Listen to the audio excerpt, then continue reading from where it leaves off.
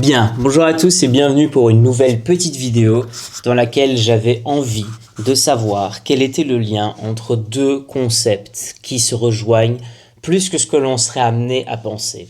Le tout premier serait celui de la vie et le deuxième celui de la pensée.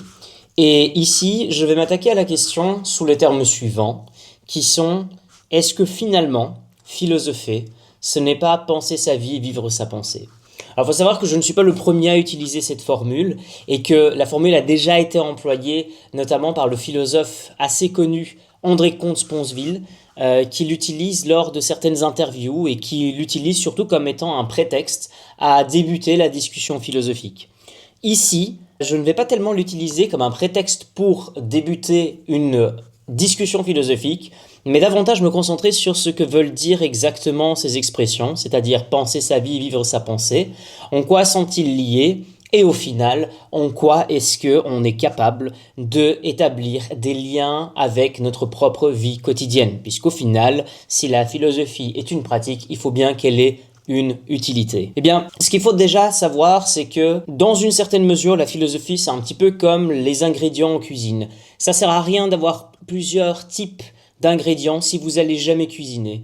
Et j'aime beaucoup toujours cette image de la cuisine parce que je vois vraiment la philosophie comme étant constamment liée à la proportion des ingrédients, mais également à la mise ensemble de ces derniers et surtout à la capacité que l'on peut avoir à se mettre un jour à cuisiner et oser passer le pas, même si dans une certaine mesure le gâteau peut ne pas être réussi du premier coup, au moins on aura déjà essayé et établi un premier coup d'essai. Du coup, on va peut-être commencer par la première manière de voir la chose, c'est la notion de penser sa vie.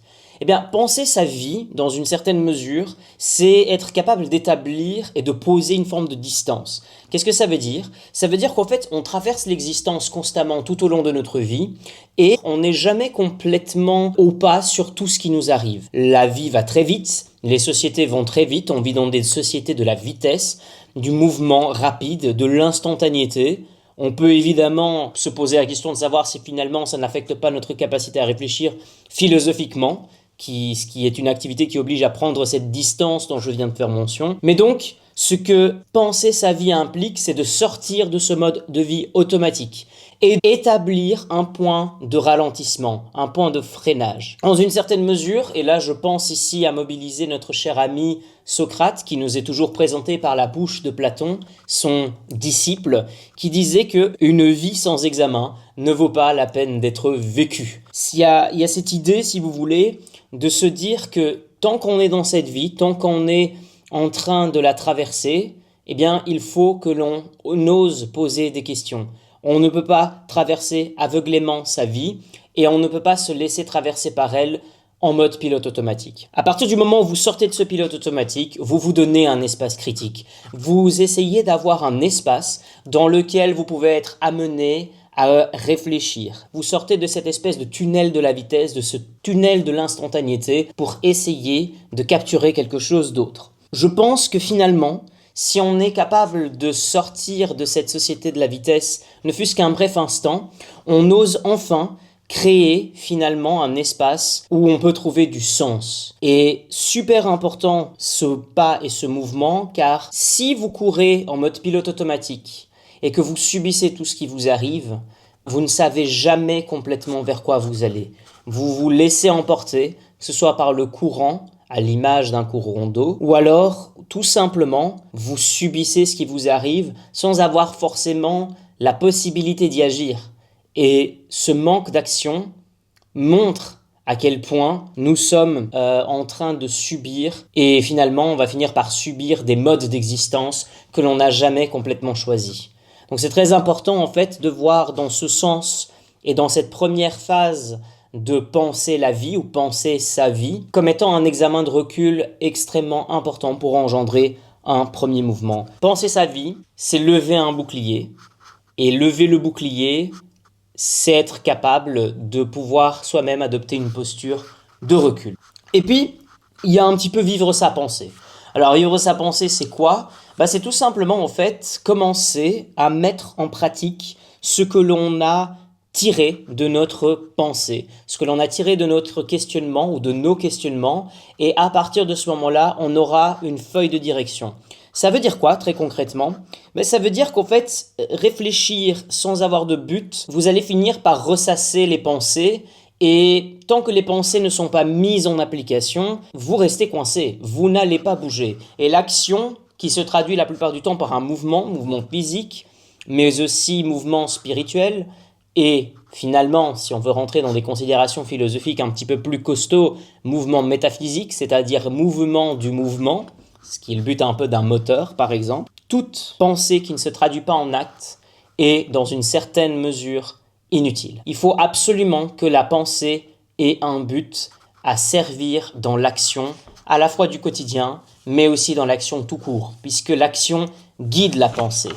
La pensée guide l'action, mais l'action guide la pensée. Elle concrétise, elle accomplit, elle rend possible ce qui a été pensé. Et donc, je pense ici à un grand philosophe qui s'appelait Marc Aurèle du courant stoïcien, c'est-à-dire le fameux courant qui établissait, si vous voulez, la dichotomie du contrôle, c'est-à-dire les choses que l'on peut contrôler, des choses que l'on ne peut pas contrôler, et qu'il fallait absolument se concentrer sur les choses qu'on pouvait contrôler pour évidemment éviter de gaspiller de l'énergie sur celles que l'on ne pouvait pas contrôler. Et dans ce sens, il avait une phrase extrêmement belle qui disait « Ne te dis pas philosophe, agis comme tel ». Et donc, celui qui agit en fonction et en cohérence avec sa pensée atteindra ses buts. Ce n'est pas seulement une question de développement personnel ou une question d'accomplissement de soi. Non, ça c'est juste une branche de l'action. L'action aussi simple comme faire son lit et l'action aussi complexe comme accomplir tout un ensemble de pas pour créer une entreprise, un projet et un aboutissement, que ce soit personnel ou professionnel, ne sont que des variantes finalement d'une même action qui, elle, se démultiplie dans différents champs. Et donc, agir est quelque chose de très sain. Vivre sa pensée, quelque part, c'est transformer une idée qui était abstraite de base en habitude.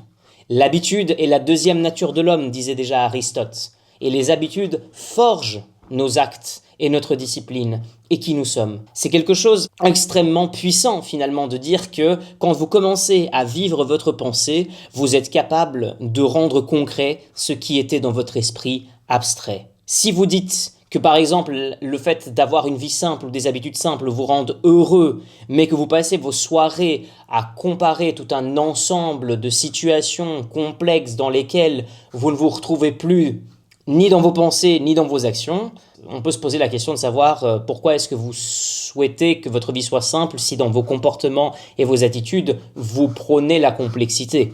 Donc il y a un souci de cohérence là derrière. Et il faut une sorte d'alignement entre tout ce que nous disons et ce que nous faisons. Et enfin, je trouve que c'est un petit peu quelque part la conclusion que j'établis avec ces différents types de formules qui sont extrêmement belles et que l'on peut entrecroiser, donc vivre sa pensée, penser sa vie et vivre sa pensée, ça fait une espèce de Z, penser sa vie, vivre sa pensée. Et cet arc, quelque part, permet d'arriver à une sorte d'équilibre, qui est le suivant.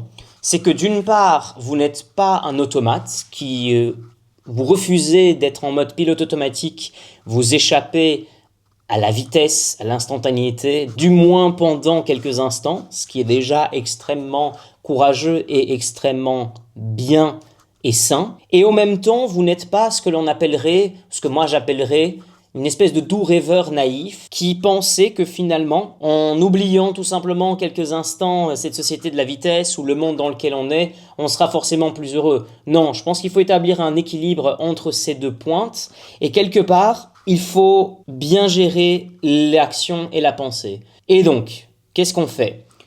Trop d'action sans pensée, vous êtes dans une sorte d'agitation vide. Vous êtes un petit peu comme un hamster dans une roue qui tourne à l'infini et qui, encore une fois, est en train de faire, mais on ne sait pas trop quelle est la direction de cette action. Il fait parce qu'il doit faire, mais il ne sait pas ce qu'il doit faire, donc absence de pensée. Et finalement, trop de pensée sans action, c'est une forme de stérilité ou de paralysie vis-à-vis de cela. Pourquoi ? Parce que finalement, c'est un peu comme une plante en plastique. C'est pas la vraie chose. Et le défi, c'est une forme d'harmonisation dans laquelle vous pensez votre vie pour orienter vos actions et vous vivez votre pensée pour incarner vos convictions. L'action a le mérite de trouver ce que l'on appelle en philosophie l'incarnation des convictions et vous rendez vraiment quelque chose qui était abstrait dans votre esprit concret. La force de transformation entre l'intérieur de l'esprit et l'extérieur de l'action est le point fondamental et l'ancrage existentiel à partir duquel toute action se crée. Lorsque quelque chose existe dans votre esprit, il n'existe pas dans le monde extérieur. Et à l'inverse, à partir du moment où vous le rendez possible grâce à l'action, vous le concrétisez, vous le matérialisez, vous le rendez concret. Vous mettez des valeurs dessus, vous mettez tout un ensemble de paramètres qui vont structurer la réalité de ce que vous avez établi dans votre esprit.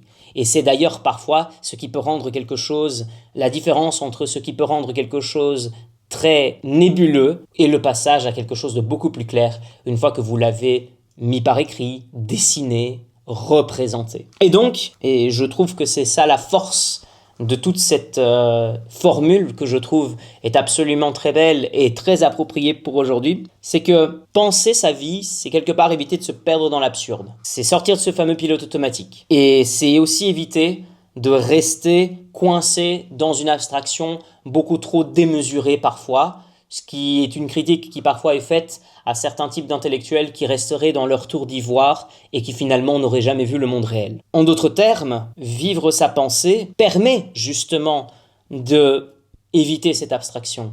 Ça permet de sortir de cette tour d'ivoire, de cette abstraction trop grande et nous aiderait à mieux voir et percevoir les choses. En d'autres termes, et je reprends ici l'idée du début, c'est que je pense, et c'est l'invitation philosophique que je ferai ici à ceux qui regarderont cette vidéo et qui écoutent, est la suivante. Il ne faut pas seulement penser la philosophie, il faut aussi la vivre, mais il faut quelque part la cuisiner. Ça veut dire qu'il faut partir à la recherche de ce qui est important pour nous et des valeurs qui vont constituer notre philosophie. Pourquoi est-ce que je dis cuisiner sa philosophie? Parce que c'est très bien de regarder comment est-ce que les plats sont faits. C'est très bien de rassembler les ingrédients.